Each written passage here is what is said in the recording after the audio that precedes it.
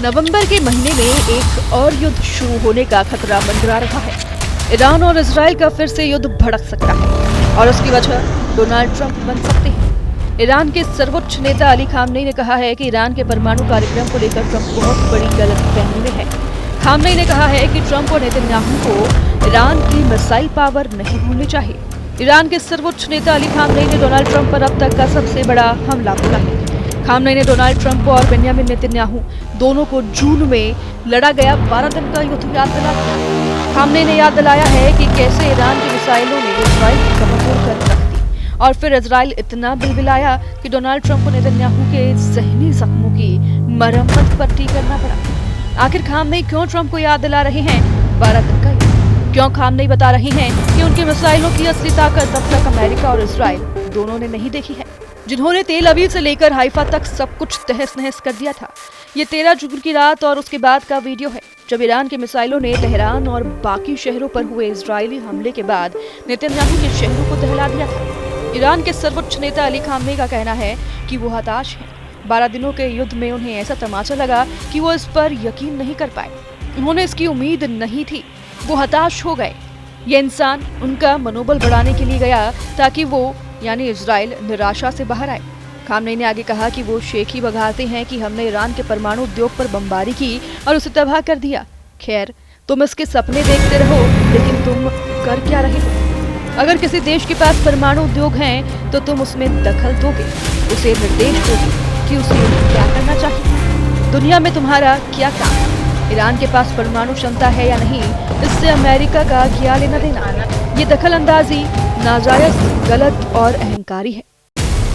Khamenei ने सबसे बड़ा अटैक ट्रंप पर किया है। खामनेई ने अमेरिका और इजराइल की एयरफोर्स पर ठहाका लगाया है और कहा है कि ट्रंप चाहे जितनी शेखी बघारते रहें, कितने भी दावे करें, लेकिन ईरान की परमाणु कार्यक्रम न इजराइल की एयरफोर्स तबाह कर सकती है, न ही अमेरिका के पास ऐसी ताकत है। बेहतर है कि ईरान के परमाणु अड्डों को तबाह करने वाले ख्वाब देखते रहें। ईरान ना उनके काबू में कभी आया है, ना कभी आएगा। परमाणु डील करने के लिए डोनाल्ड ट्रंप का ऑफर खामनेई ने एक झटके में खारिज कर दिया है।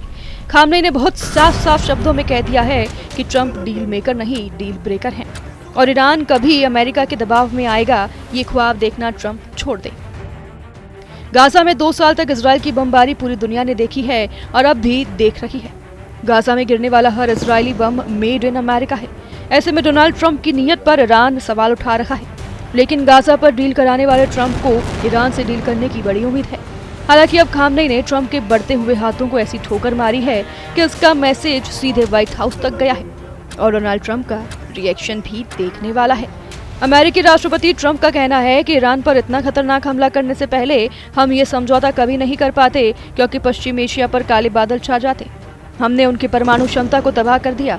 वो अब तक के सबसे महान सैन्य अभियानों में से एक था। ये बेदाग था। डोनाल्ड ट्रंप का यही अंदाज है जो उन पर यकीन करने वालों का हौसला डगमगा देता है।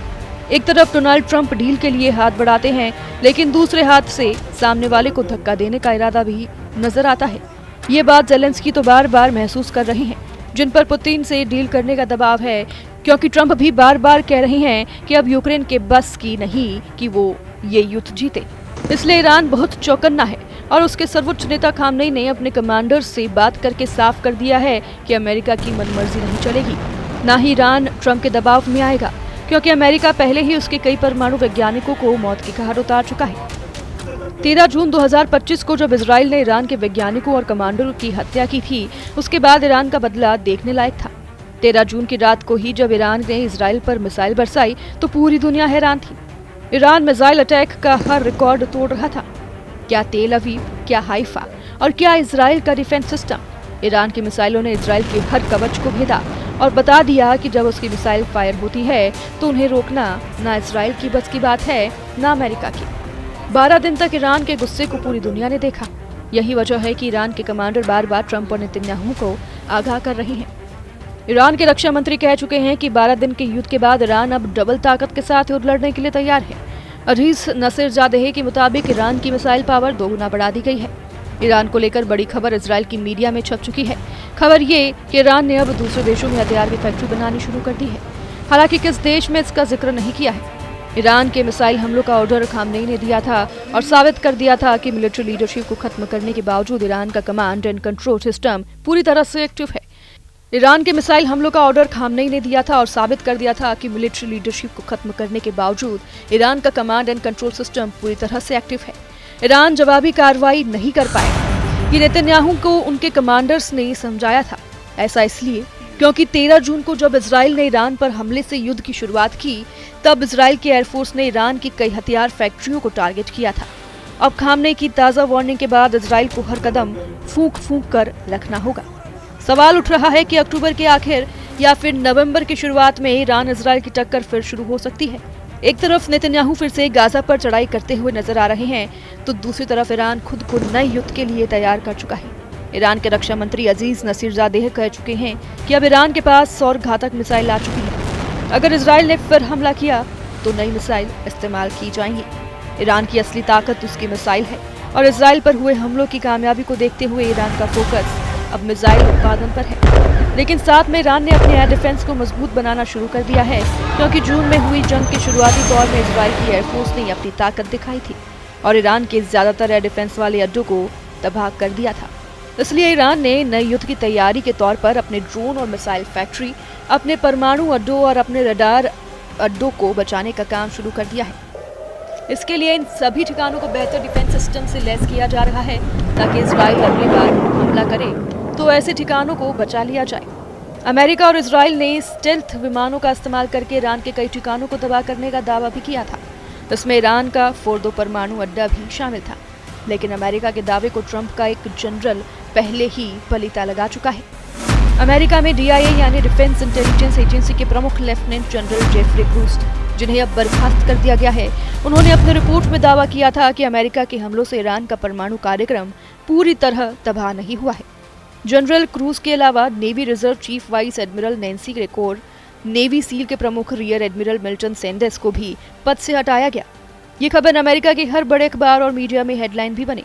ट्रंप प्रशासन ने जिस तरह इन अफसरों को पद से हटाया, उसकी खूब आलोचना भी हुई, क्योंकि इन्होंने वैसे रिपोर्ट नहीं दी जैसा कि ट्रंप ने ईरान के परमाणु अड्डों पर बमबारी को लेकर दावा किया था। ट्रंप की सरकार में उन्हीं की खुफिया एजेंसी अगर ये दावा कर रही है कि ईरान का कुछ नहीं बिगड़ा, तो इससे एक बात साबित होती है, वो ये कि न सिर्फ इजराइल बल्कि अमेरिका के पास भी ईरान के परमाणु कार्यक्रम को 100% खत्म करने की ताकत नहीं है। भले ही ट्रंप ने B-2 विमानों को इस्तेमाल किया, भले ही उसने दुनिया का सबसे बड़ा बंकर बस्टर बम गिराया, लेकिन जब खुफिया एजेंसी की रिपोर्ट कह रही है कि ईरान को बहुत ज्यादा नुकसान नहीं हुआ, तो अब आगे क्या होने वाला है? इजराइल पर ईरान के मिसाइल अटैक को रोकने में अमेरिका पहले ही अपने हाथ जला चुका है।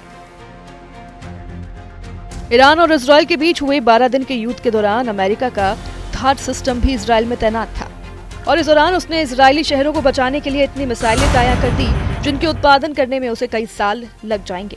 इन 12 दिनों के युद्ध में ईरान ने इजराइल के ऊपर करीब 600 मिसाइल दागी थी और उनमें से 50 से 60 मिसाइलें इजराइल में गिरने में कामयाब रही थी। ईरान ने बार बार दावा किया कि उसके हमलों को रोकने में इजराइल पूरी तरह से फेल साबित हुआ है, और वो इसलिए भी क्योंकि तेल अवीव और हाइफा से आई तस्वीरों ने बता दिया है कि ईरान ने जहां टारगेट सेट किया वहां पर उसकी मिसाइल गिरी।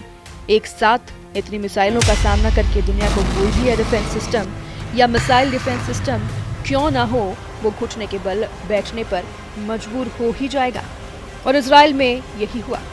ईरान ने 12 दिनों के युद्ध के दौरान बार बार बताया कि उसकी मिसाइल पावर को हल्के में ना लिया जाए। थाड को लेकर अमेरिका में जो रिपोर्ट आई है, इस रिपोर्ट में बताया गया है कि युद्ध से पहले अमेरिका के पास थाड की 650 मिसाइलों का स्टॉक था, लेकिन इजराइल और ईरान की जंग के दौरान उसको 150 से ज्यादा मिसाइलें फायर करनी पड़ी। रिपोर्ट में यह भी बताया गया कि ईरान ने जब कतर में अमेरिका के मिलिट्री अड्डे पर मिसाइल दागी, तब अमेरिका को अपनी 30 पैट्रियट मिसाइलों को लॉन्च करना पड़ा था ताकि वो ईरान के हमलों को नाकाम कर दे, लेकिन उसमें भी वो पूरी तरह से कामयाब नहीं हो पाया। रिपोर्ट के मुताबिक अमेरिका के थाड मिसाइल डिफेंस सिस्टम ने इजराइल के एरो 2 और एरो 3 इंटरसेप्टर के साथ ईरान की 574 मिसाइलों में से 201 को तबाह किया। बाकी मिसाइलों को दूसरे डिफेंस सिस्टम ने नष्ट किया। ईरान का दावा है कि उसने इजराइल के सीक्रेट अड्डे नेवातियम एयरबेस को भी टारगेट बनाया था, जहां पहले से ही थाड मिसाइल डिफेंस सिस्टम तैनात रहा है। इजराइल पर अटैक के दौरान ईरान की मिसाइल पूरी तरह से फेल नहीं हुई। इसकी गवाही तो तेल अवीव और हाइफा में हुई तबाही दे चुकी है। लेकिन जून में जो हुआ, क्या ईरान वही ताकत दोबारा दिखा पाएगा? क्योंकि इसमें कोई शक नहीं है कि अब ईरान समझ चुका है कि उसके सामने दुश्मन एक नहीं बल्कि डबल मोर्चा है। एक तरफ ट्रंप है और दूसरी तरफ नेतन्याहू। उसे दोनों से मुकाबला करना है। Bureau report, news 18।